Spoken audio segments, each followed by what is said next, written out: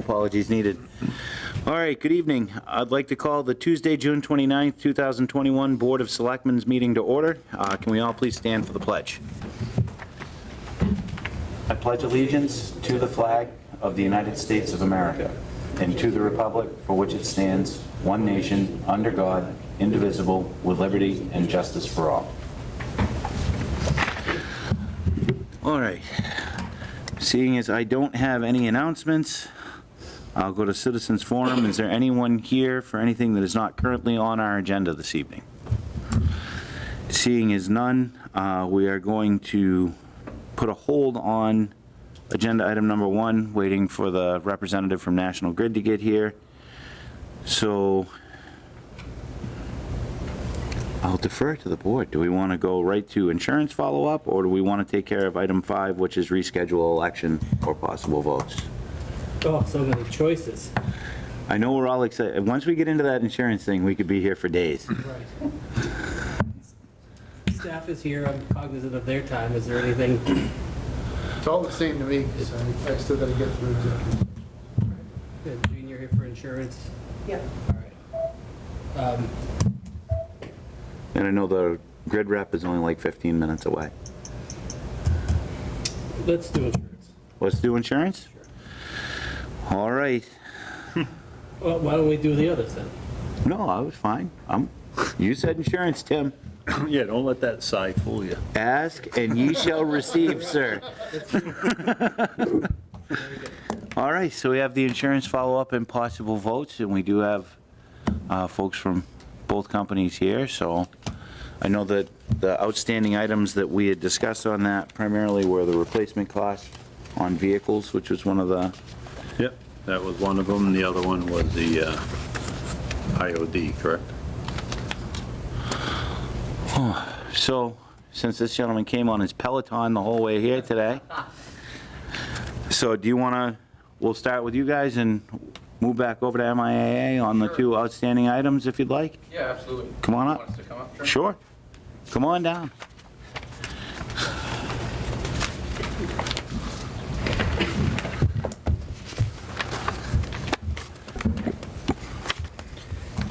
How's everyone doing? We are well. Okay. So again, sorry about the technical difficulties at the meeting last time. I'm having a hard time hearing, but Matt was here in person, but I'm glad to be back in person and in front of all you guys, and hopefully finally come to a resolution on all this. I guess the 2 items that that were discussed and kind of still pending were the, like you mentioned, the IOD coverage and the replacement cost versus actual cash value of the vehicles, right? So do you want to start with that? Yeah, let's start with the vehicle coverage. Okay. And so specifically, I guess the matter at hand was, what are the differences between the 2 companies, right? And what they cover? Yes. Okay. So I sent this over, we sent this over to Matt via email, which I believe he shared with the board, but we pulled this from these forms from the traveler's coverage definition of replacement cost, or agreed value, which is their version of replacement cost. And the Maya definition of replacement cost. All right, I'm trying to... So if you'd like, I can read both, and then we can talk about how they Sure. kind of compare. Okay. So the travelers, and both these documents I sent over via email, but the traveler's definition is, it's 4 parts, and I'll just read each of the parts. The most we will pay for, quote, loss to any one covered auto is the lesser of 1, the cost of repairing the damaged property with other property of like kind and quality, the cost of replacing the damaged or stolen property with other property of like kind and quality, the cost of replacing the damaged or stolen property with comparable new property at the time of loss, or the limit shown as applicable to the auto in the schedule above. And that references the schedule that was given to Travelers, that was given to us as part of the whole marketing process. So that's Travelers. Maya's definition, and this is within your current Maya policy, is the most we will pay for, quote, loss in any one accident is the lesser of the actual cash value of the auto or any of its parts at the time of the loss, including the cost of removing the vehicle from location of accident, or the cost of repairing or replacing the auto or any of its parts with other property of like kind and quality. Such cost shall include the reasonable cost of transporting the vehicle from the location of the accident to the location of repair, reduced by any applicable deductible. If the repair of a damaged part will impair the operational safety of the covered auto, we'll replace the part. And then it goes on in a couple more sentences, but I think that's what's pertinent. So again, when I read both of those definitions, they're almost identical in what they're saying. Now, Matt pointed out to me that there is, which I'll just pull up, there's a separate section within your, I don't think it's within your auto policy, but it might be within your property policy, right? That goes into coverage details as they relate to other autos, let's say your fire trucks or ladder trucks or whatnot, right? Which are the high value items, I think, that are of more concern. There's a section that says lost payment. And this is under your current Maya policy. And I'll just read that definition. In the event of a covered loss to covered property, at our option, we will either, 1, pay the value of or the cost of repairing, replacing, or restoring the lost or damaged property. 2, repair, replace, or restore the lost or damaged property with materials of like kind and quality. Or 3, take all or any part of the lost or damaged property at an agreed or appraised value. Okay, and then it goes on to say there's a section that titled valuation. And that section says if the declarations indicates agreed amount for itemized vehicles, the agreed amount shown thereon is agreed to be the value of the article for settlement in the event of total loss or destruction. That value is what you see in the schedule. So I guess just so based on all of that, when you're looking at the discrepancies between the two languages, there really isn't any, right? And so I understand that Maya is conveying that in the event of, let's say, a ladder truck is total and that ladder truck is on the schedule for $400,000, that they would replace that ladder truck with a brand new ladder truck that's, let's say, worth $1 million. Nowhere in the actual policy contract does it state that or state anything to that effect, right? So I understand that that can be conveyed, and that may have even happened once, where Maya has agreed to do that. I don't know. I've never seen it happen.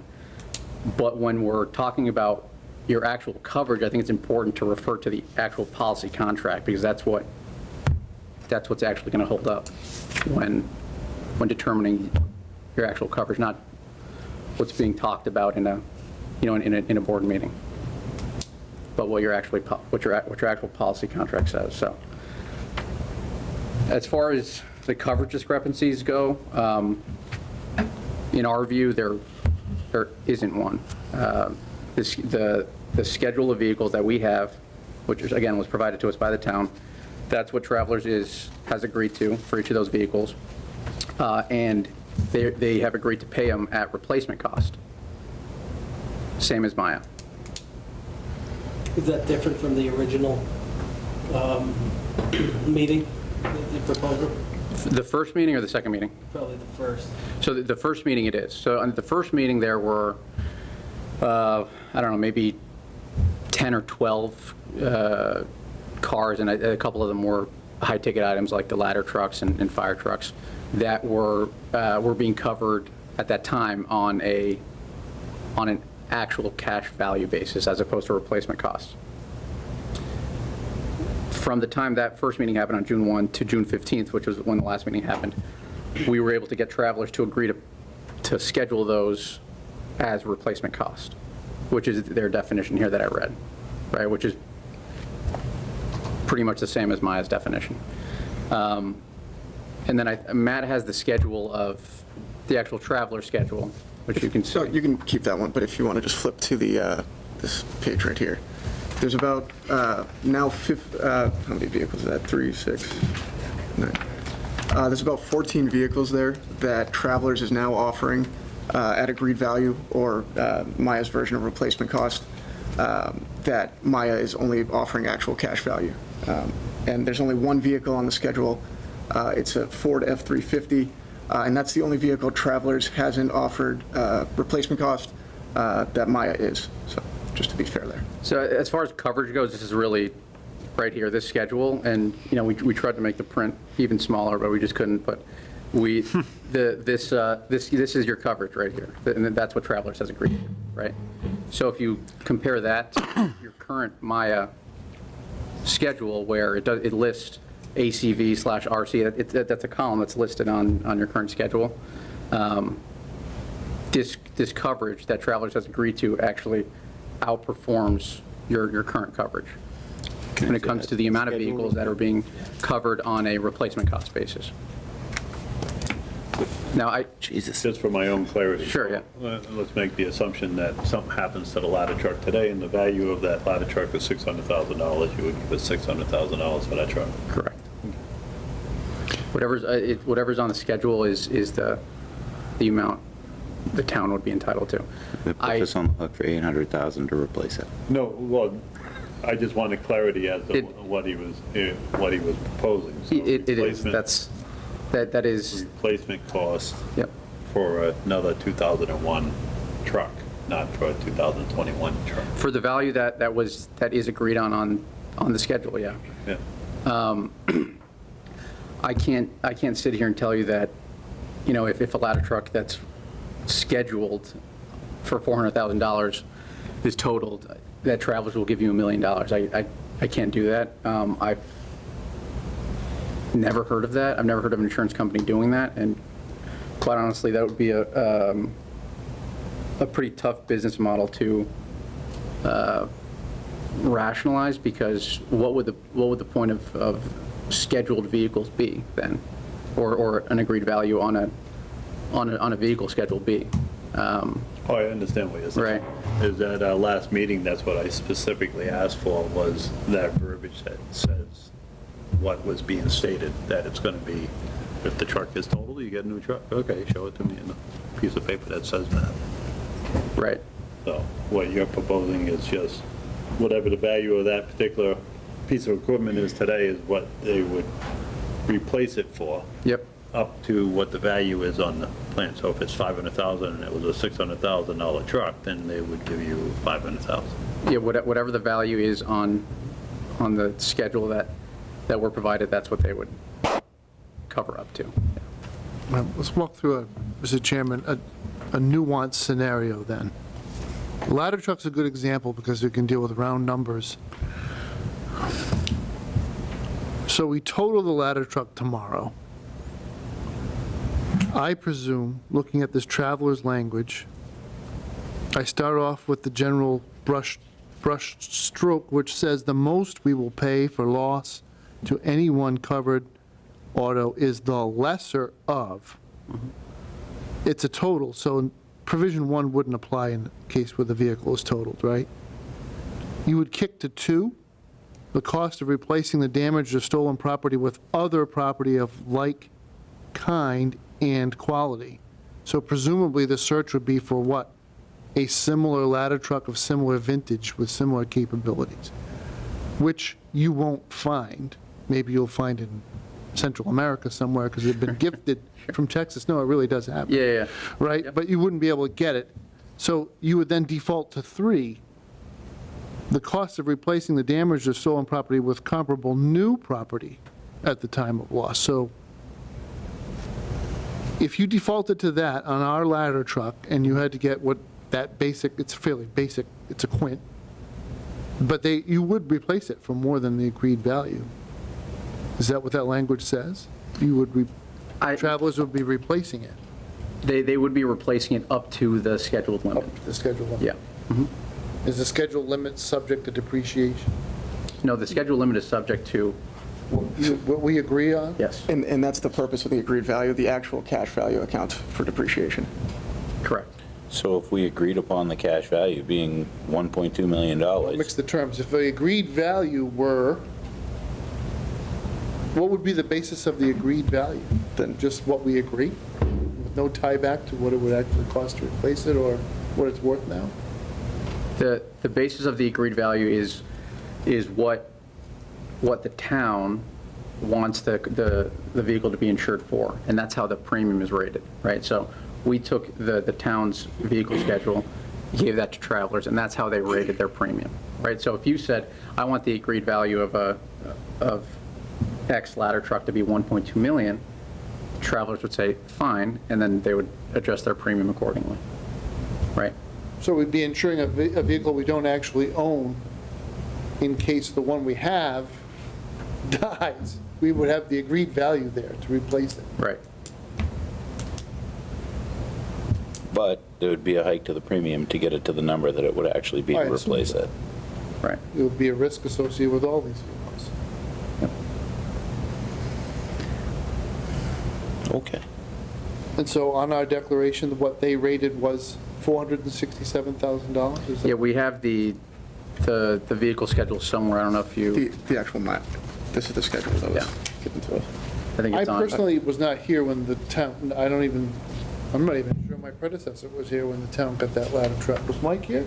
I think so. Yeah, he was there. Yeah, he was there For Thursday. some reason, the town's declared value on that ladder truck is only what the town paid. It was bought with a grant. So the grant portion, that value wasn't added to the declared value of the truck. I'm mystified by why that's true.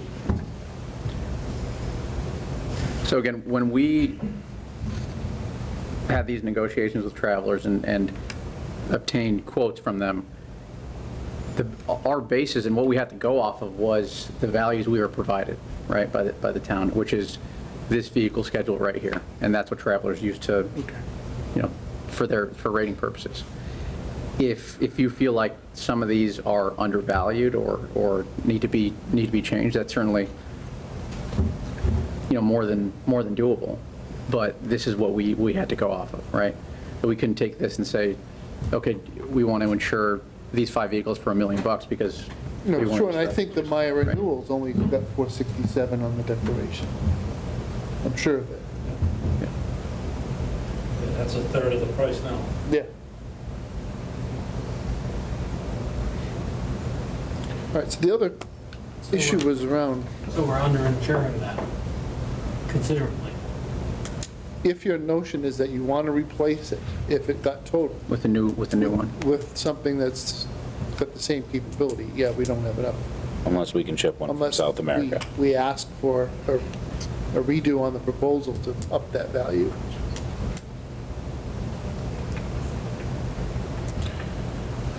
It's got a magic ball.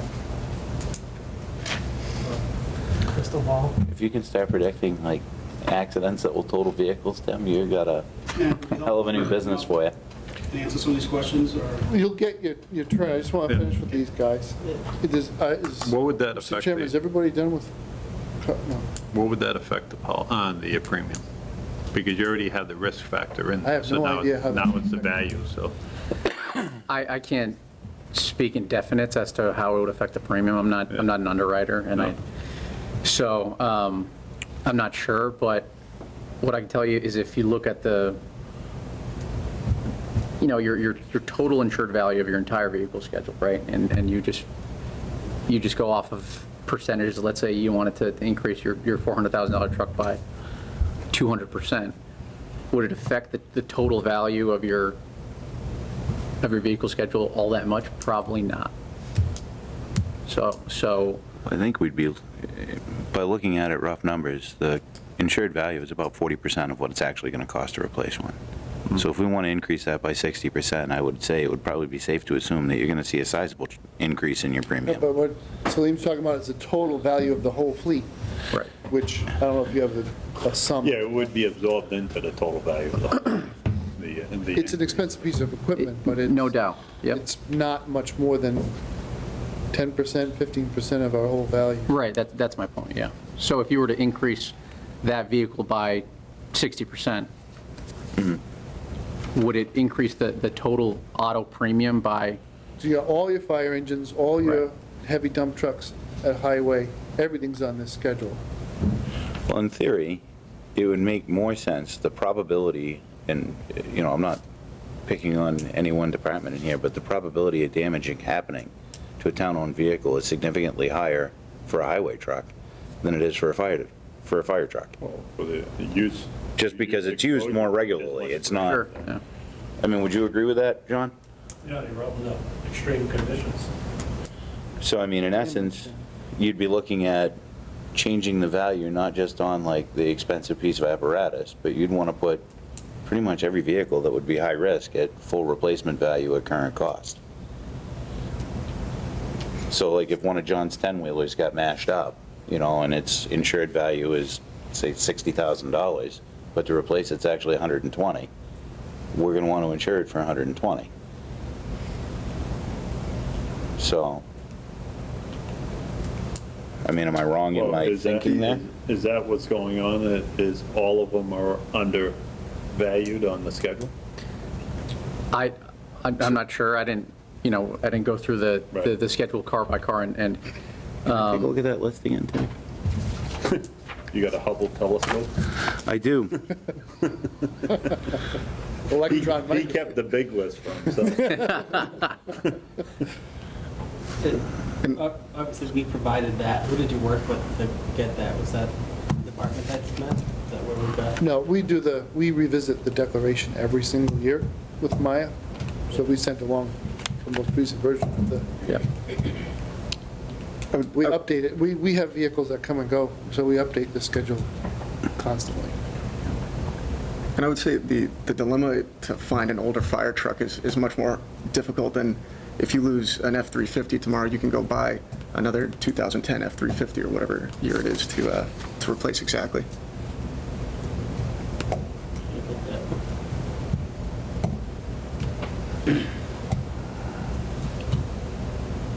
I'm just curious if it's only one or two vehicles that are severely undervalued, instead of going across the board and raising them all.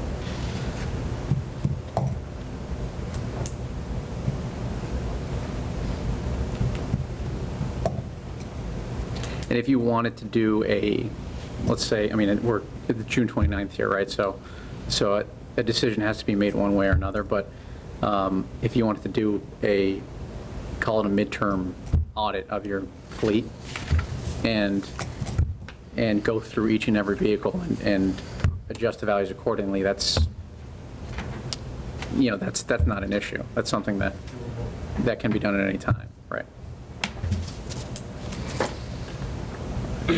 Are we good on the vehicle conversation? You want to talk IOD? Just a comment, Sure. maybe it turns into a question, but you came in June 1, very aggressive. I think it's absolutely a fair and true statement to say that you guys want to earn the town's business. Sure. We fleshed some things out and had you actually come back. The second meeting, you sharpened your pencils a little bit in order to do that, correct? From a coverage standpoint with the vehicles? From a coverage standpoint, from working with the town, seeing that we had specific needs or questions, you guys were able to go back and dig a little deeper, Yep. right? Mhm.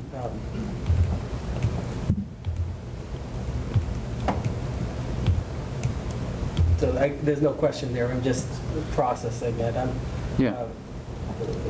I like a known entity when it comes to my insurance on a personal level. Sure.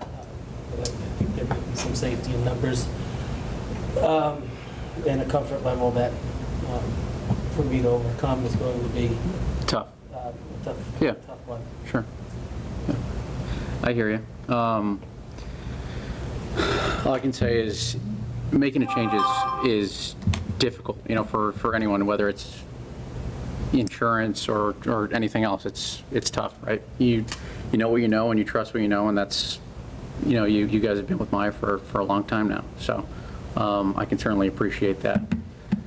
From a known entity, if we're talking about a known entity point of view, right, I understand that Maya is the gorilla in the room in Massachusetts when it comes to insuring municipalities. There's no doubt about that.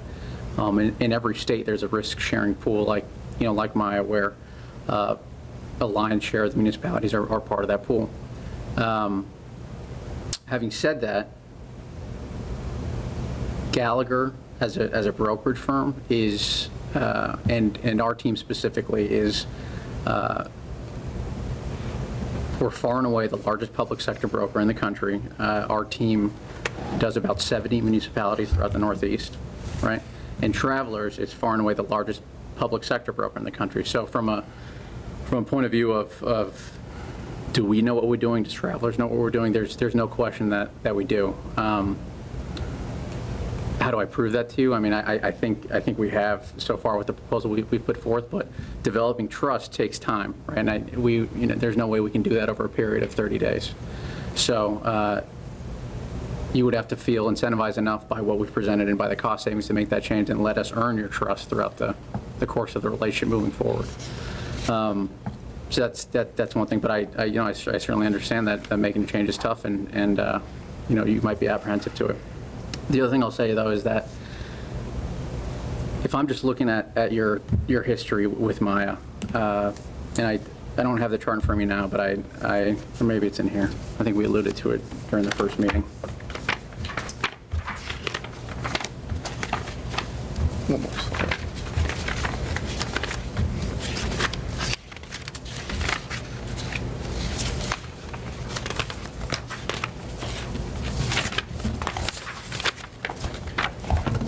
Yeah, you had, it's a The- line chart with It's right here, yeah. total premiums year over year.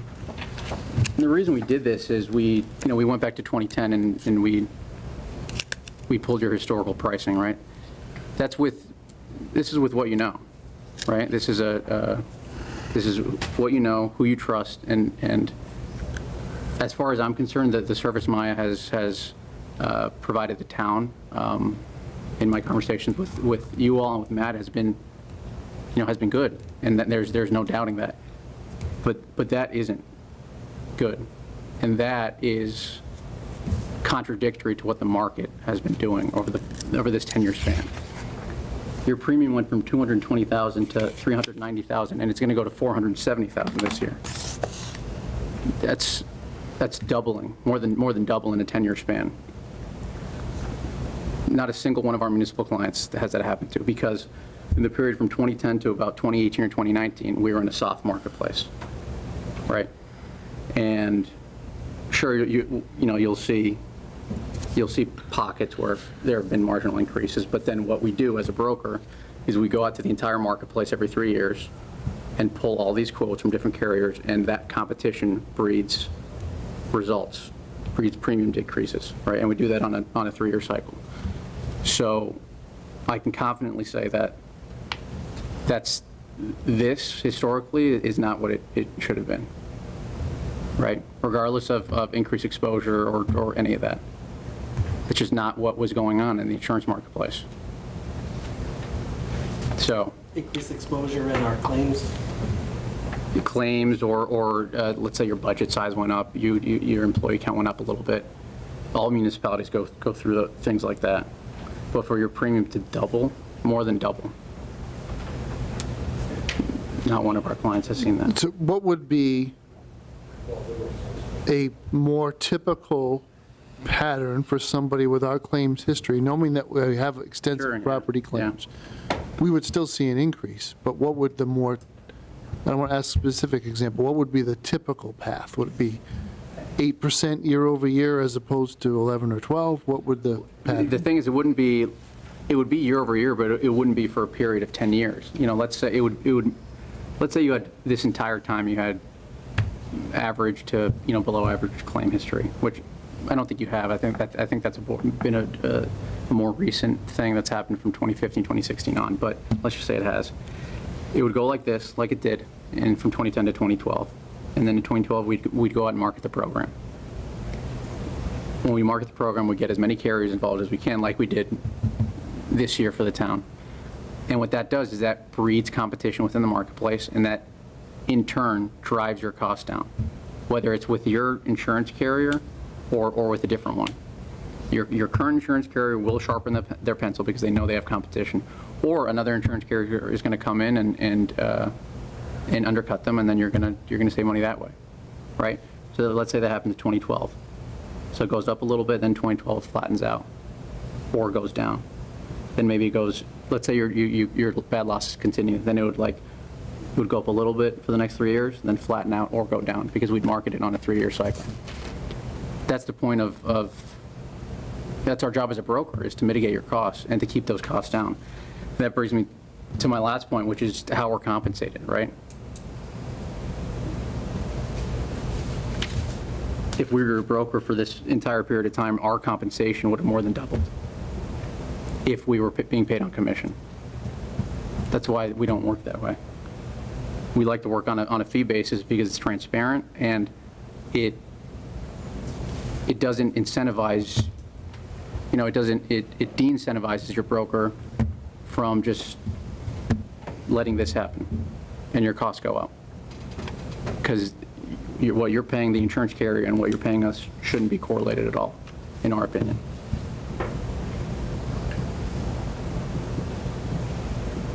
Looking only at the property coverage from Travelers for the buildings, what is the premium, how does their quote compare to Maya's renewal? That's right here. Maya didn't break out just the property premium. It was a premium for the entire package, but the property premium from Travelers is $84,000. And that's of $391,000, which is the total cost, inclusive of our fee. So it's about a little less than a fourth of it. Yeah, I'm doing the math right now. Would you say 84 or what? 391? Yeah, 21.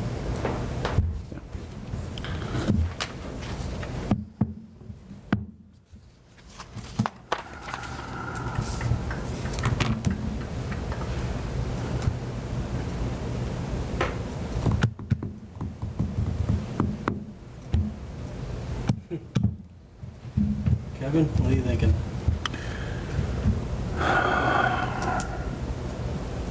Mike? Well, I understood everything he said. I'm still waiting. I fully understood it. That's why I asked him that little scenario with the valuation. I'm curious to see what Maya's response to the same question that I asked in the last meeting. Yeah. Yeah, I know statements are made, but whatever's on this piece of paper, if that person that's made the statement's gone tomorrow, the paper's gonna override that statement. Correct. No, I appreciate the business model. I think that's exactly how we're able to fight back a little bit on some of our costs. Sure. So in that sense, it's been a very good exercise in my eye. But like you, I'm interested in what Maya has to say. So I asked a question, I didn't put this out, but Maya does break it down for us internally. So the last year, fiscal '21, property all in with water, sewer, school, and town was $117,360, which compares, that's going to go up in fiscal '22. I assume, because that's where our claims activity is. But for fiscal '22, you're quoting $84,000. And that's for the same categories, same coverage.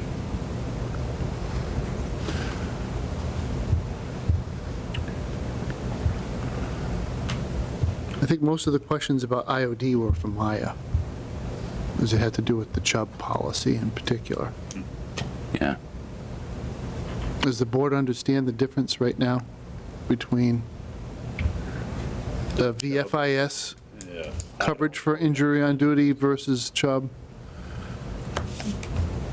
I mean, everybody's going to get their chance to explain it from their perspective. So you want to answer that, Selim? Sure, yeah, so the total cost of 391 that we're alluding to is under the assumption that you go with the VFIS option, that's a $500,000 loss of life benefit, which is the same that the Chubb policy with Maya covers. That's injury cap, right? The loss of life would be 640 something. So it's 500,000 or the McNamara benefit, right? So that's the same VFIS versus Maya, same coverage there. Where there's a difference is in the deductible, if you will.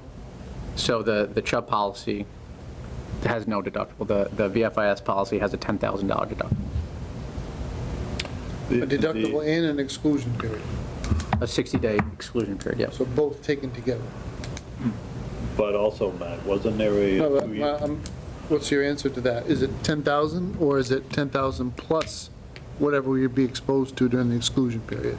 Well, so the exclusion period would be 60 days, right? So you'd be at $1,500 a week. That would be, what is that, $12,000, right? So whatever came first. Right. Does that also? So that's 22,000. Why is it 22? The 10,000 comes from any medical benefit or loss of life. That first 10,000 comes out. So that's wage replacement on the exclusion period. Correct, yes.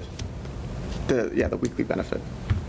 All right, so if somebody got hurt and Yep. we chewed up the whole deductible on the medical expense, that injury incident would cost us 10,000 for the deductible for the injury. Right. And then the replaced wages, if the person were out more than 60 days, would be 12,000. Correct. 1,500 a week, yeah. I'm going to ask the same question to David, so I just want to make sure I understand. Yeah, of course. So, but now, if it's a fire engine with 3 guys on it, that 1,500, that exclusion applies to each person who got hurt? Which exclusion, the 60-day? Yes, I believe so, but the $10,000 is an aggregate. Was it aggregate? Yeah, Okay. yeah. What's the time limit on your coverage for that? Because I think he said 2 years There was a last difference time. there, too. Because Yeah, he there brought were up the fact about 104 the weeks. age, there was no age limitation. Yeah, so There ours was is only a 2-year coverage. 104 weeks, and there's no age limitation. Okay.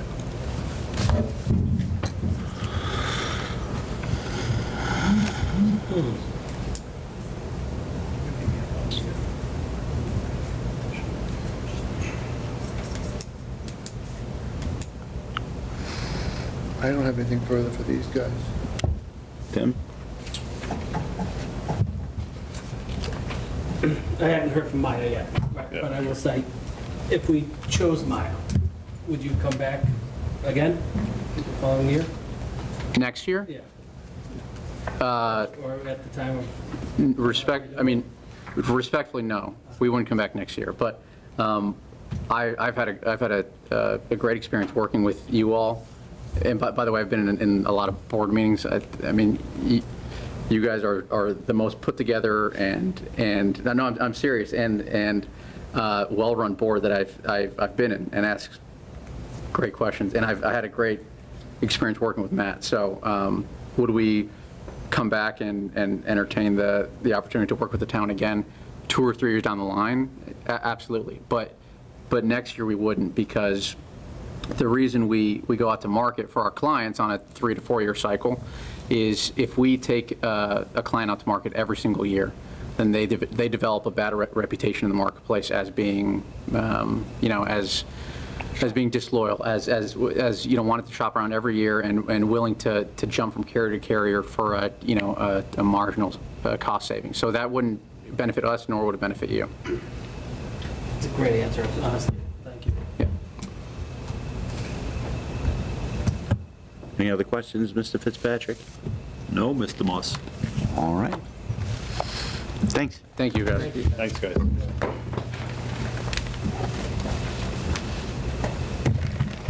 Our friend from MIAA. David. David Levant. Good evening. How's everyone doing tonight? Good. Having deja vu. It is deja vu. It is. I think last time I said it was Monday, it was actually Tuesday. Did you so change your tie? I don't know. I think I might go with the same thing. I have to go back and look. So, just ask some questions and some comments based on what was said before. I guess I would ask, and I'll just stay within this 10-year time period, that they reference. Over those 10 years, we've had claims, both on the auto side, the property side. I don't believe there's ever been a question how the form responded or how we handled any claim. If I am, it's the first that I would hear about it, because I've been on the account back, 10 years ago. I guess I would say these are reasons why Douglas should stay with Maya. It is how we do handle replacement costs. There is a difference between the two forms. I provided Matt today the special property form, which is how we interpret the larger apparatus. So everyone's covered under the fleet schedule, and there's a fleet form for private passenger vehicles. So the special property is for the way we cover your fire trucks and your DPW vehicles. There is a difference between actual cash value or agreed value and how they interpret it and how we interpret replacement cost. There is a difference. I sent an email describing an actual claim that happened with a truck, which I'm sure you folks got to see, and that's how the policy responded. If you left the program, you have equity in the Maya program. You've been with us longer than the 10 years. There's nice things that you guys do, and you have earned things through the rewards program, the grant program. Those things would stop with us if you left. The sensor program that we instituted into the schools 2 years ago, or a year and a half ago now, those would have to come out, unfortunately. They referenced that Maya is the leader in Massachusetts. Everyone knows that.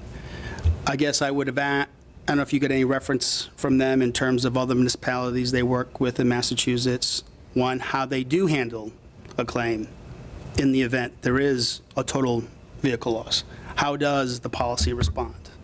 I've disclosed to you how you've seen the coverage form. It's there. I gave you a case scenario that happened that was from the VP of our claims department. That is black and white how the coverage form reads. The value that you have on your fleet schedule is based upon when you add the vehicle at the time to the policy. So we rate it once at replacement cost. That's it, if it's at replacement cost. If you increased it, right now, at the time when we first met 3 weeks ago, there were, I think, in total 7 vehicles that were over the 10-year estimate for trials at the time. They came back and said we could add those at agreed value. They didn't amend the value or stated it's not replacement cost. That is the reality of how our form responds and how we interpret replacement cost. They referenced the business model. Maya's been around since 1987. It's working. Questions on the replacement cost?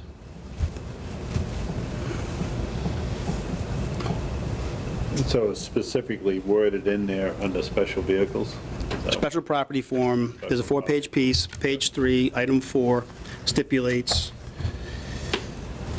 the cost to repair, replace, or restore the lost or damaged property with materials of any like kind or quality. Meaning, if, in that case there, that truck we referenced was a 1989 fire truck, we couldn't replace it, we then sent the company a $1.1 million check to rebuild like truck for said town. And you wouldn't have done that had it not been in the policy. Well, if we would have, ours is a replacement cost, so ours, that's how our policy responds. If it was agreed value, that's not how the policy would respond. You would respond up to the limit that you have on the schedule. We do send, Matt's right, we do send out the schedules a couple times a year, so we want to make sure that there's vehicles that are still registered and on the road, that we're covering those properly. We, very rarely do we, or does the town update the limit of those, because if they're at replacement cost, for us, there is no need to do it. That's a decision based above my pay grade, but that's how Maya's done it. I've been with the Maya program for 25 years, and that's the way we've always done it. On that 1980 truck that you replaced, what was the time frame in which you made that decision to, That, I don't know the details behind how quickly it happened, but if we know it's a frontline piece of apparatus, and if we make the we're not going to drag our feet if we have to replace it. no, but it's a We fair replace it. question. It's a valuable piece of equipment to the Yep. town. And to have an idea of what that time frame would be. Well, I would not know how quickly, it would be quick, but then having the manufacturer build a new fire truck, Well, I maybe, understand the process Yeah. of doing that, but you gotta get to the point where you decide to build that Yep. fire truck, and if you waste 60 days on the front end of things, Yeah. it could drag out for quite some time, you know, so. if we feel it's a total loss, we're going to respond quickly, and we're not going to Yeah. drag our feet. Other difference, you know, as I mentioned, we have a employee assistance program, no cost to you. That's something you have now. If you leave the program, I don't know what offer you have to offset that. There is a difference between the two policies with all our credits, roughly $72,000. But again, if you have one auto loss to one of your trucks, that's going to be wiped out right away.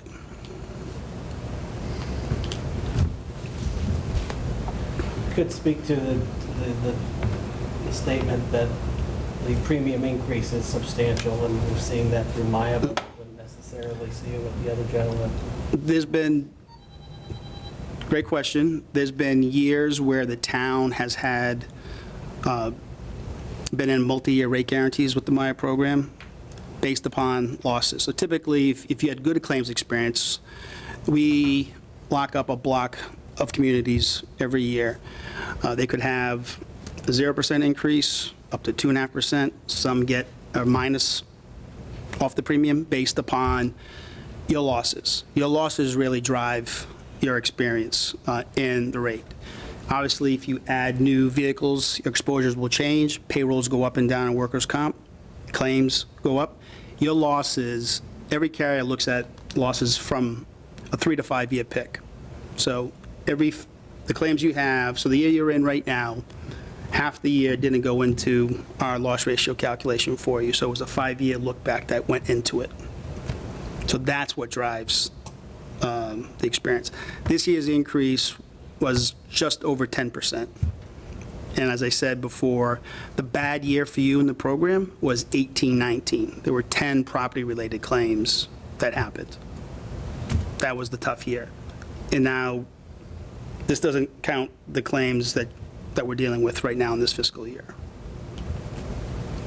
So I would assume it's just like any other insurance. The higher the risk that we look like, the higher our premiums are going to get. Yep.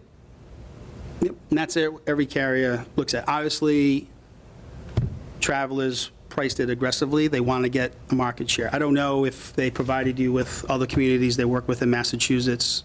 There's a few that I know Travelers writes, but I don't know if you reached out to them to get any references, again, how they would handle a claim. Our service is second to none. Again, as I said, I don't believe there's ever been an issue with how we handled any claim, what's going on at the town hall, things that happen at the school complex. So from a service standpoint, pricing, you know, you may see, yes, it's been an increase, but there's been no non-renewal ever issued by Maya to the town of Douglas. We view it as a partnership. While your claims may be running a little higher now than they've been in the past, we're committed to working with the town of Douglas. Gene? Did you tell us when the elementary school went on? Because I hadn't seen the trend but the elementary school is probably in that last 10 years, so I would have expected a building of that size and value to have increased the premiums. You I did, don't know where that was. I don't know, remember off the top of my head, but there were, high school came online, that was Well, significant. the high school is further, but we added an additional building, and that's a pretty expensive building. I'm That was when I trying to erase it from my mind because it was like a big block of my time. I'm not sure when, but it It was what, 2013? It was, but I'm thinking Yeah. it's in that last 10 years, you know, so when you, I See the was, bump? it's a Contribute big to that. building. I mean, one of the things that we got involved in, I forget which builder's risk project it was, but we helped secure builder's risk coverage for the town outside the Maya program. There was a significant loss at the school. The town of Douglas was the first name insured in the policy. The loss, second loss totaled over $1 million. We were the ones that helped negotiate the settlement. We, meaning our claims unit, worked on the town's behalf to get that resolution, as a positive outcome. This is when Mike was here. Basically, they had to take out all the wiring and put new wiring, into the building. They decided to leave a 4-wall building, the roof not properly sealed, and it rained like today, and it caught it all. So, The basement claim, is that done? Oh, no. yeah. That's still ongoing. As I said, worst-case scenario, you would exceed the limit, and best case, it's just going to come just under. Every time we're digging holes to test, and we're really, the DEP is really the one driving how we mitigate it, we're finding more liquid. Digging. No, the digging is done and the backfilling is done. Okay. I have more information than David does, just because we don't want to show it to him. But we had one test well come back positive. David, can you leave the room? Yeah, I know. No, Well, it doesn't matter to him, because he's capped, right? He's reached his cap. The town is exposed to at least 90,000. So we'll have to go to town meeting this fall and ask for no less than 90,000 to continue the remediation down there. And the faster we can get the well to come back clean, the lower that number is going to be, but we're not capped at that 90, it's going to be most likely more than that. So it's a non-trivial, spilling fuel in a basement, it's a non-trivial issue. are there further questions, comments on the coverage difference between agreed value versus replacement cost? don't have any. More interested to get into the IOD part of it. Get into it. You want What questions do you have for me? to, so, basically, this, I'm trying to look at my notes. I don't even take good notes anymore.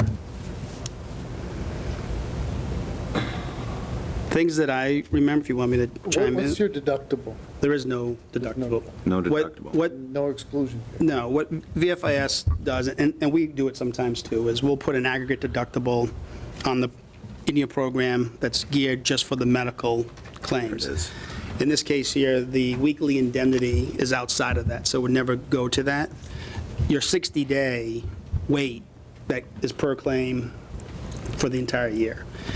There is no waiting period for us. So if your firefighter, police officer gets hurt, starts losing wages, the policy is going to respond up to $1,500. The death benefit for us, every town handles that differently. Every town, whether it's contract-related or just approach. Ours is, the full-time and volunteers here have the same coverage. It's $650,814. So each year, when we renew with the towns and cities, we send them out a beneficiary form and make sure that the town keeps that up to date. So if and when something catastrophic happens, we know where, that money should go. You have a flat medical limit of $500,000 per claim, per person. So Matt's situation, hypothetical, you get 3 guys on a truck, they go out, get hurt on a call, all 3 have the $500,000 medical limit. If 2 of them die, they both get the families get the 26, excuse me. 650, 814. Yep. Yep. There's, our indemnity period is age 65 for the lost wages. Theirs is 2 years. Our medical benefit is a 10-year benefit period. Again, I'm just looking over at the quote. I haven't had a chance or an opportunity to look at the coverage form in depth as they have in terms of the VFIS quote or the traveler's quote. When you get the quotes, it's just a summary of what you're looking at snapshot. It's not how things will respond unless you look at the form and read it. So I have a question on the 10-year, you said 10-year medical? Mm-hmm. So if they're getting the 10-year medical benefit, but they hit the 65 age cap? That's the 65 only applies to the weekly indemnity. Okay. Yep. If, for some reason, if they've been out, in this case here, your limit is more than some members in the program, but we have some that have higher limits. If they're out of work and still getting medical treatment, they probably can't perform their job. One of the things that we have seen over these last 15, 16 months is when folks have been injured on the job, police or fire, one, they weren't going to get treatment right away because of no one wanted to go into a hospital. And two, folks were staying out longer. And so now we're putting a strong emphasis on trying to help the chiefs get folks to come back to work. So we have a dedicated team. We have an occupational nurse that's in our unit, works next to our Jim Dunlap, and we have designated claims adjusters that work with folks to get folks to come back, so.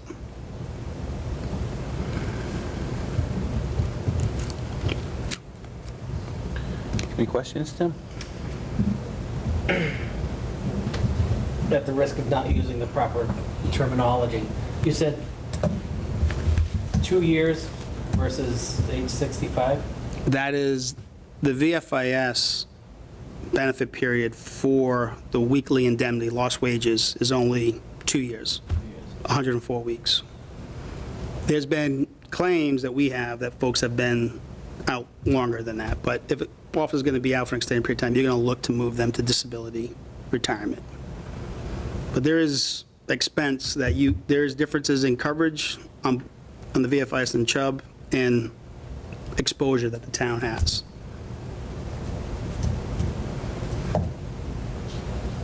The other question you guys asked was last time, could you split the VFIS, could you split Maya's piece and the Chubb piece? I got confirmation, the answer is yes, you could do that if you choose to do so. The big differences, again, on the Maya piece, again, is, I think, the added value that we bring to the table. Again, they talk about, the leader, were references provided in Massachusetts? Is that a question? Yeah, I was curious, I'm not sure. because again, I would, curious how they would ask or how they would handle claims. You would want to know that. The difference, the big thing is our replacement cost versus the agreed value and the added value that we bring to the table in terms of the grant program, the rewards program, the sensor program, the EAP program.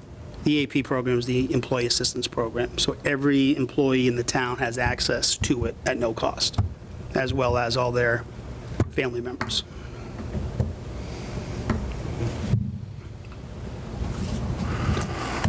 So I'm still trying to get over the shock of what I just heard.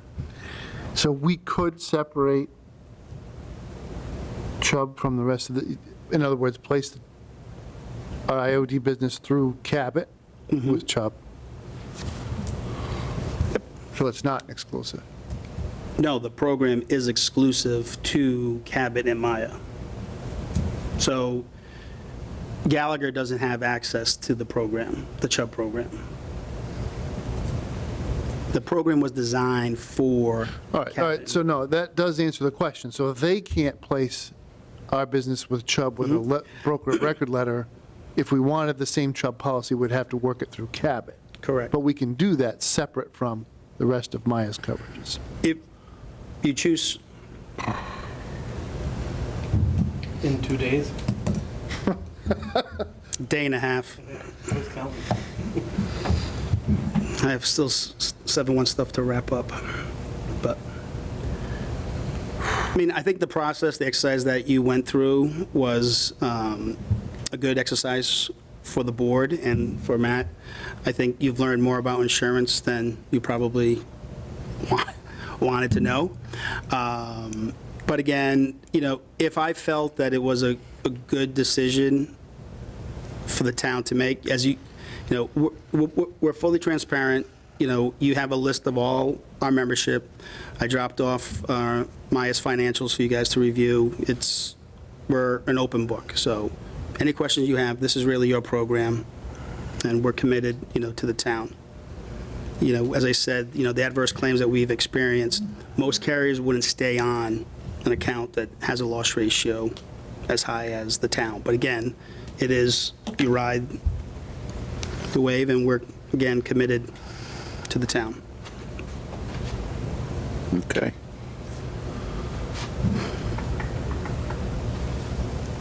I have no further questions at this time.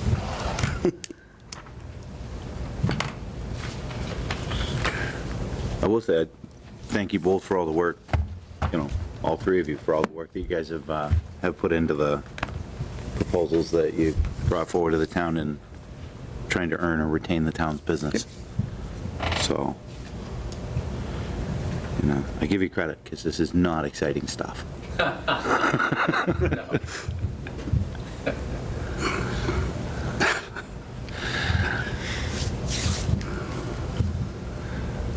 I mean, my initial thoughts is, you know, as much as I like seeing the differentiators between the two policies, and the amount of time that went into it, I'm of the mindset of just kind of staying pat with MIA at this time. I can appreciate the effort for the cost saving. However, with the replacement cost of the vehicles, as well as the difference of the IOD policy, it's kind of hard to change that at this point, in my mind. Yep. Can I just ask a question? Sure. I would just when it comes to the replacement cost differences between the two policies, I guess I'm just wondering if you can speak to the specific language and how they differ, the language in the policy. I'm not in the claims part, so again, I don't want to, you read our contract, I believe. I don't know where you got that language that you read. Yep. Where'd you get it from? Suzanne shared it with us. Right. So Part of the so market. there's two coverage forms. The special property is what we provided, the 4 pieces. And the bullet 4 is how replacement cost is going to respond in the event there is a loss. So I can read it again. Page 3. Yep, page 3 down at the bottom, thank you. Replacement cost is indicated in the deck page declaration. You go down to item A, B, and C.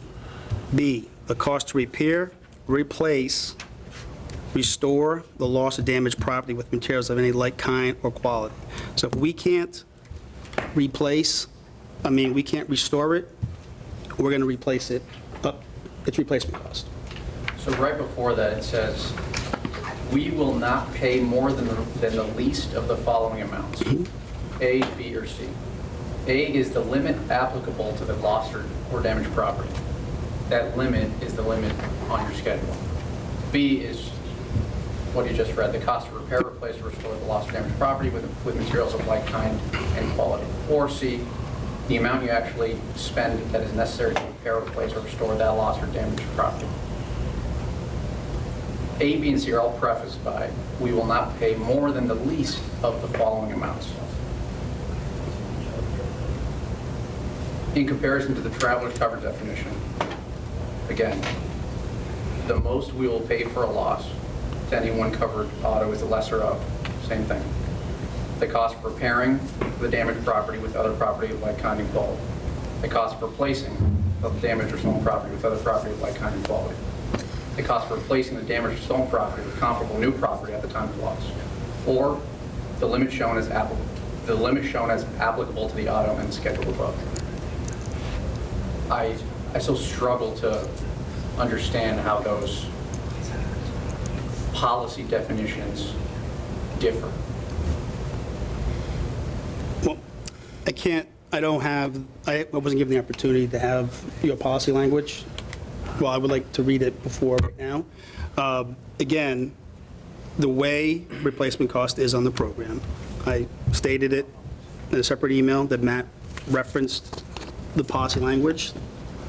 This is the special property form that we provide the coverage for and how we respond in the event there is a need to replace a vehicle. We don't go to the limit. There is no, on our schedule, it's either actual cash value or replacement cost. There is no agreed value listed. That's the way our program handles it. That's how we do it. And under the special vehicles, it's not actual cash value, it's replacement cost? There's certain vehicles on the special property schedule that have replacement cost. They're the fire trucks that qualify. Let's say you bought now a refurbished 10-year-old fire truck. That would not get on to the replacement cost. If it's brand new truck, we can get replacement cost. And new DPW truck, replacement cost. Anything over 10,000 pounds, costs more than $2,500 would qualify for replacement cost. So typically you see your bigger equipment in the DPW, your front loaders, your excavators, backhoes, your fire trucks. If you don't buy it new, it wouldn't fall under the replacement cost. Yep. So how does that affect the ladder truck? The ladder truck, you're grandfathered into the program for anything that's on there now. Okay.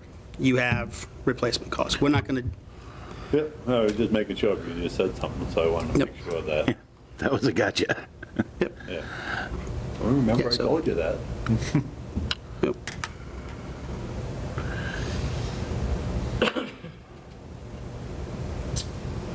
All right. All eyes on you, Tim. Awesome. You always get to make the motion. Yeah, right. Certainly appreciate the exercise. I think it's been a very informative one, and I can't think of anyone that would say that we haven't done our due diligence with this. The cost increase is a concern of mine, and one that I will continue to monitor as we, as I stay on this board, as long as the townspeople want me. Having said that, I am pretty conservative when it comes to insurance in my own life, and I think I'll carry that tradition through here in town, and I would make a motion that we continue working with Maya for the foreseeable future, at least for the terms of the proposal that we've discussed tonight. And it's a one-year deal, right? Correct. We'll do that for the 2021 fiscal year, 2022 rather, fiscal year. Second. Okay. Motion has been made and seconded. Is there any further discussion on this? Seeing as none, all those in favor say aye. Aye. Aye. Thank you. Thank you. Thank you guys very much for your time. Just like to acknowledge all the effort that's put in between both companies. And It was very much appreciated. I'm sure in a couple of years, we'll get to go through all this fun again. Nice meeting everyone and great work. Thank you. It was a pleasure. Thank you. All right. Good night. Good night. Drive safe, guys. So we'll go back to agenda item number 1, which Oh, is... can we move that to the bottom? Now that he's here. Now that he's here, I heard you had a long drive to get here, too. I did. Apologize for the lack of formal attire and Were the streetlights on while you came Do you down? see how well-dressed we all are? so, thank you. My name is Bob Moran. I'm manager in the community and customer group for National Grid, and I'm aware of the the petition that was put together for Cedar Street.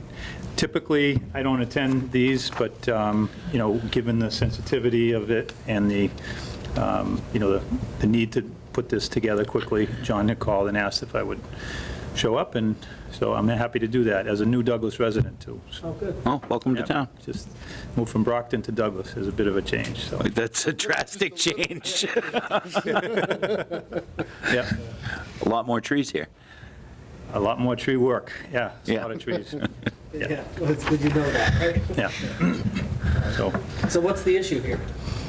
as I understand it, the pole needs to be moved back, I think it's about 10 feet, and that would allow for the configuration of the road that will lead to the bridge that's being replaced.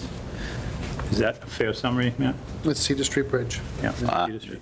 Yeah. Pole 9 and pole 10 on Cedar Street. Yep.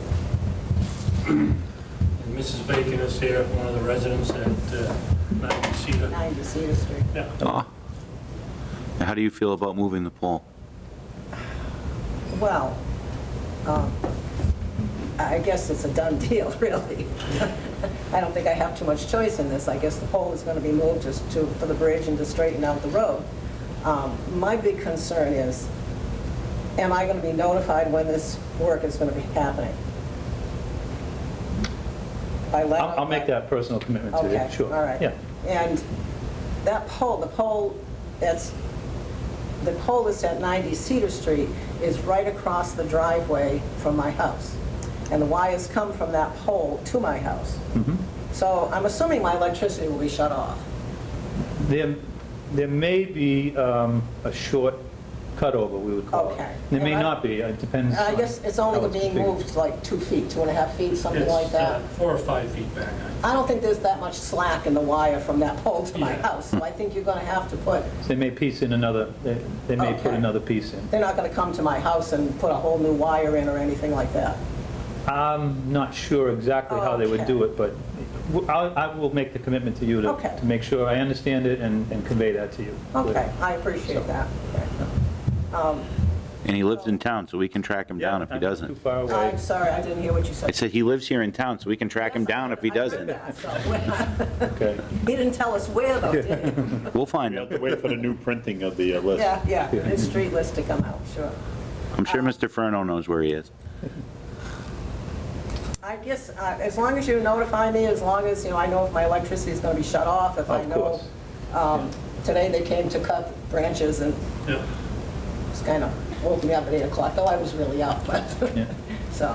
I just No. like to know when things are going to happen. We'll make sure we get contact information. Okay, And thank you, I I'll give you my cell appreciate phone that. number, of course. Mrs. Bacon, so aside from the temporary inconvenience of not having power for an hour or two, the pole location itself is not a... Well, I think the pole has always been extremely close to the corner. So I think moving it back, probably, I don't know if you're going to straighten out the corner at all? That's the plan. Okay. Try to straighten And it 2 out. feet's going to give you enough to I think straighten it's that out? actually more like 6 or 7 feet back. When Bill Cundiff was still here, we did go up and meet with the, what is he, the architect? Oh, no. Yeah, Yeah, Engineer. Because I was very concerned that the road was going to come extremely close to my stone wall in the front. And the architect very nicely came up to the house and showed me exactly where it was going to go, so I don't have a problem with that. I don't know why the bridge needs to be fixed or replaced. I don't understand that. I think that's going to really, Well, we did the bridge over in 2011, yeah, I and it remember was a that. 10-year fix, and Yeah, here we are, okay. and so... And I guess it's a good thing, I don't know how the bridge is going to be reconfigured, but I guess it's a good thing to straighten out that road because you know how many times people have gone across my lawn and through my stone wall. 3 or 4 times a year. Yeah, at least. So, Yeah. other than that, I have no other concerns. And he said that he will make sure that he's in contact Yep. with you about I'll that. make sure, I'll give you my cell phone number Okay. tonight. And I'll keep an eye on the work request, and we have scheduling meetings every Thursday morning, so I'll know when this one is coming I up. can give you my email if you'd like, and if Yep, that's easier sure. for you. Sure. Sure. And if he doesn't, John will make sure that his driveway's plowed in all winter.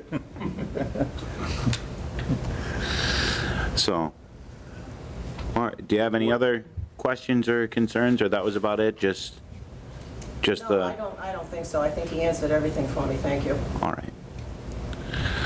Does the board have any questions? Or Matt? No, I know that this is something that we desperately need to do. Yeah, we're anxious to get started.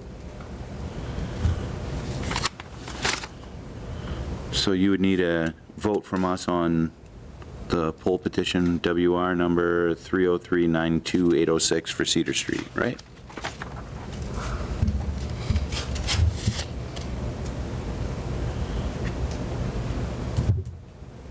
We want to make a motion on it? Sure.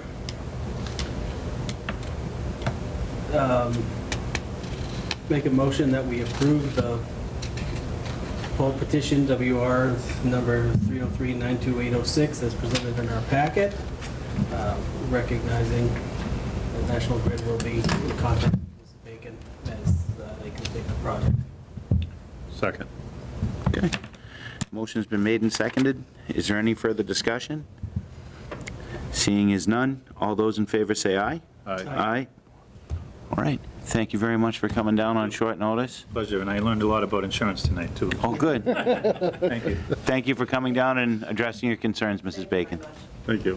Thank you. 15 Thanks. hours Thank you, John. will Save you 15%. Or more.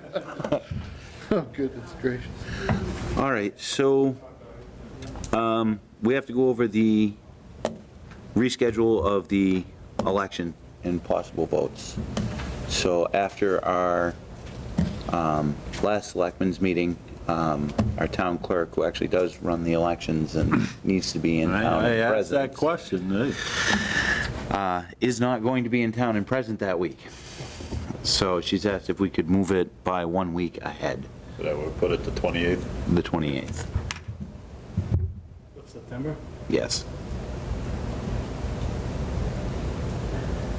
Yeah, make a motion that we move the special election to September 28th in light of the town clerk's vacation. Excellent. Second. Motion's been made and seconded. Is there any further discussion? Seeing is none. All those in favor say aye. Aye. Aye.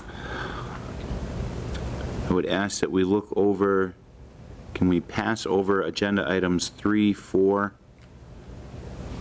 Yeah, 3 and 4 for consideration at the next meeting.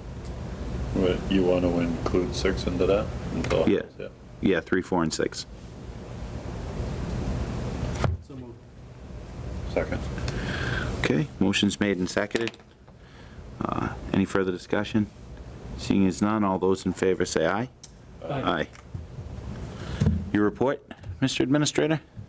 I think this meeting's been pretty long, so I'm just going to keep it brief. I want to thank the board for all the work it did to come up to speed on the insurance issue.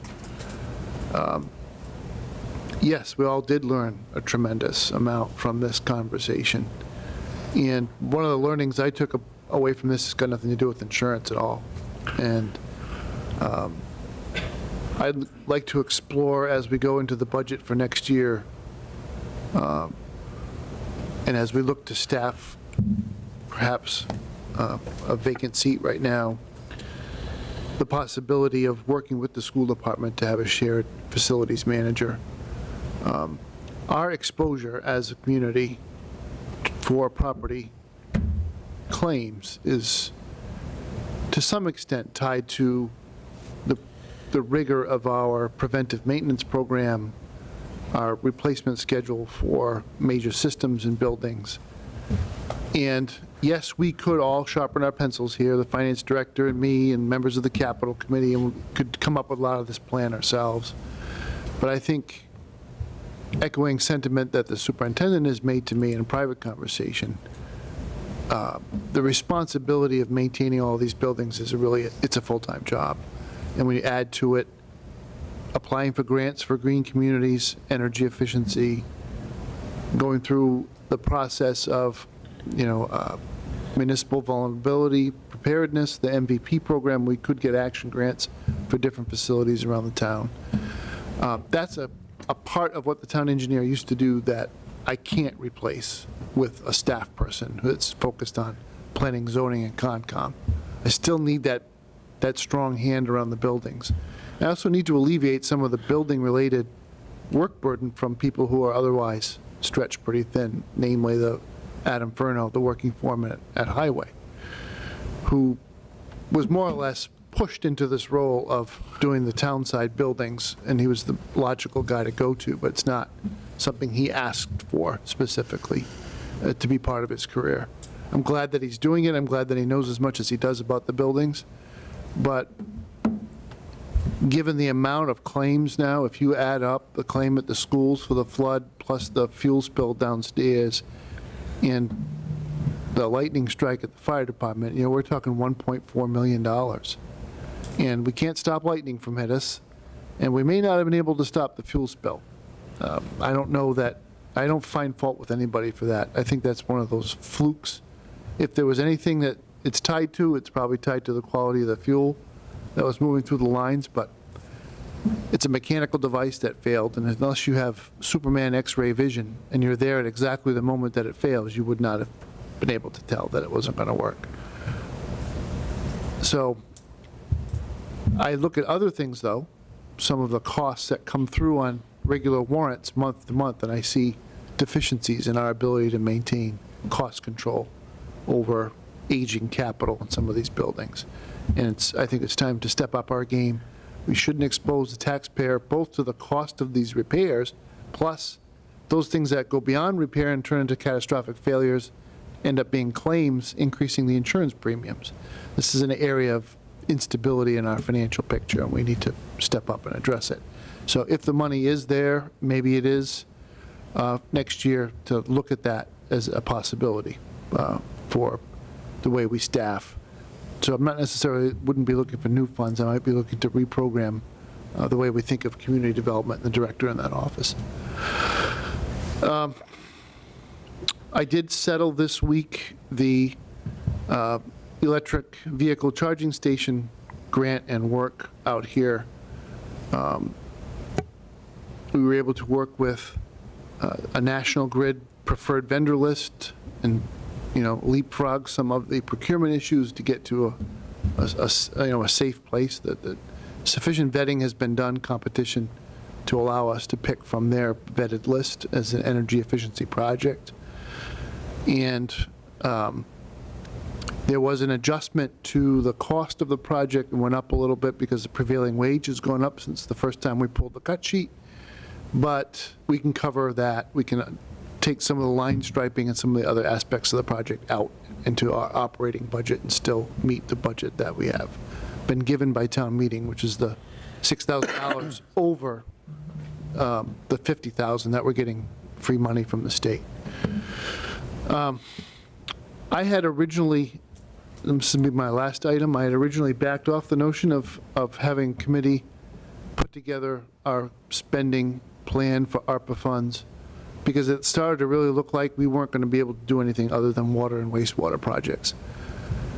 The guidance came out this week. It's hundreds of pages, right? I managed to get through some of it, and I'm encouraged that there might be some additional things that we can do around cybersecurity and around air handling in particular. And I'm thinking of the fire station as being one place, but maybe even this building. Bringing our air handling up to the specs needed to handle a virus like coronavirus is an eligible expense. So it may be worth actually having the committee. Maybe it's a function of capital or some other committee of the town or members of different committees. But we should have a plan. It's $2.7 million eventually coming to the town. We make the eligibility determinations here. We'd have to defend them in any audit, right? But we don't get guidance from the state on what's eligible and what's not. This is money coming straight from the United States Treasury, and so as long as we have a process in place that determines eligibility, and we refer it back to the guidance we've gotten from Department of Treasury, we will be able to spend that money. So that's a little bit of an update. It's a little bit different than the last time I presented it to you. Other than that, happy 4th. Hope everybody has a healthy and happy 4th of July. And today we set our send-off for Suzanne Keene. I think we'd be remiss not to close the meeting with a thanks on the record, on the camera, to Suzanne for many, many years of loyal service to the town, at a high level of quality and dedication. Both her and her husband are moving to Florida as part of their retirement. I believe her husband was on the school committee for at least one full term. And they were very, very involved in Soldiers Field and really committed to the town of Douglas. And they will be sorely missed both in town hall and in the community. And we do wish them the best in retirement, some long life and happy. Agreed. So Suzanne will be missed. It was always fun working with her. And I will miss the good-natured banter that we used to have back and forth as it pertained to typos when they showed up. You can't help yourself. I can't. We still do need to have executive session for about 5 minutes, Mr. Chairman. Okay. You can limit the list to just collective bargaining. All right. One quick question. We make any progress on the principal clerk's position for the community development? Yes, so I made a hire. That person will start July 12th. And I've also hired, with consultation with Jean, the way I'm going to handle this is I'm going to make a temporary appointment as I can under the Administrators Act for no more than 6 months of an interim Director of Community Development who is, a planner, a certified planner, who has this type of service. I'm going to appoint her as an employee because the position is a salaried position. I'm going to set the salary at, frankly, a very round number, $1,000 a week for no more than 6 months. Hopefully less. Hopefully we'll find some way to staff that office. But I still need that experience to train the new person to work with the planning board and Concom and zoning board around their processes and our new technology platform here in town. And frankly, to provide those expert comments on subdivision plans as they come in. That still needs to happen. So even if we don't hire a full-time planner for that community development director position, we will always need to have someone with professional credentials review those subdivision plans and give the planning board good guidance on that. We just don't have to do it as a full-time job. We can do it on an as-needed basis. Okay. The only thing I do have falls under 8, which is open session topics not reasonably anticipated 48 hours in advance of the meeting, is a couple of the other boards. The Oktoberfest Committee and the Library Board of Trustees have both reached out regarding their concerns and dismay about our policy on remote meeting attendance, and have asked for an exemption on that, which I do not believe we can do an exemption. It is an all or nothing. And I think to really have full discussion on how we feel about that, I would prefer to table that overall until we do have at least our full four-person board in place, preferably when we're back to full capacity at 5 people post-election, but to at least try and address it for them quicker, I think I'm going to table that, put it as an agenda item on our next regular meeting. We can have a deeper discussion on it. Anybody disagree with those thoughts? No, I agree with you. I think we've made that decision and do not have the latitude to pick and choose which boards can do it. We're either all in or all out. Unfortunately, some of them would be problematic to operate in that manner. So with that said, Tim? Which executive session, what are we going into? Collective bargaining. Collective bargaining, which isn't listed. But that's okay. Litigation, interest in real property investigation. Oh, Jesus. Well, I really do need one for collective bargaining. So we'll just do it for collective bargaining. All right. Suzanne, this one's for you. Make a motion that we enter into executive session for the purpose of collective bargaining and to leave that executive session for the sole purpose of adjournment. Second. Motion's been made and seconded. Can I have a roll call vote, please? Mike Fitzpatrick, aye. Bone and I. Kevin Morris, aye.